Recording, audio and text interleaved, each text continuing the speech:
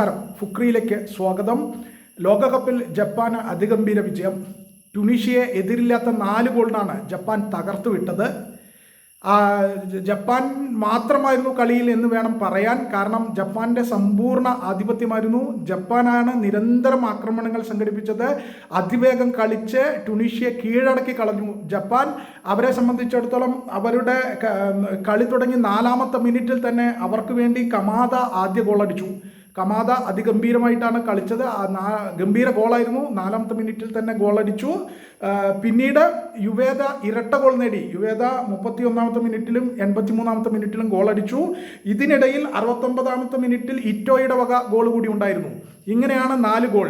അപ്പോൾ യുവേദ ഇരട്ട ഗോൾ അടിച്ചു, കമാദയും ഇറ്റോയും ഓരോ ഗോളും അടിച്ചു. അങ്ങനെ 4 ഗോളാണ് ജപ്പാൻ അടിച്ചു കൂട്ടിയത്. കളി തുടങ്ങി ആദ്യം മുതൽ വിങ്ങുകളിലൂടെയും മിഡ്ഫീൽഡിലൂടെയും സെൻട്രലിലൂടെയും ഒക്കെ ആക്രമണങ്ങൾ നയിച്ച ജപ്പാൻ ട്യൂണീഷ്യയ്ക്ക് നിലനിൽക്കാൻ അല്ലെങ്കിൽ കാലുറപ്പിച്ച് നിൽക്കാനുള്ള അവസരം നൽകിയില്ല. എല്ലാ അർത്ഥത്തിലും ട്യൂണീഷ്യയെ വരിഞ്ഞു മുറുക്കി ആക്രമണങ്ങൾ കൊണ്ട് തകർത്ത് കളയുകയായിരുന്നു ജപ്പാൻ. അവരുടെ പ്രതിരോധത്തിന് താങ്ങാൻ കഴിയാത്ത വിധം, ട്യൂണീഷ്യയുടെ പ്രതിരോധത്തിന് താങ്ങാൻ കഴിയാത്ത വിധം ജപ്പാൻ അടിച്ച് തകർത്ത് കളഞ്ഞു. എല്ലാ അർത്ഥത്തിലും ട്യൂണീഷ്യയ്ക്ക് ആക്രമണങ്ങൾ സംഘടിപ്പിക്കാനുള്ള നേരം പോലും കിട്ടിയില്ല.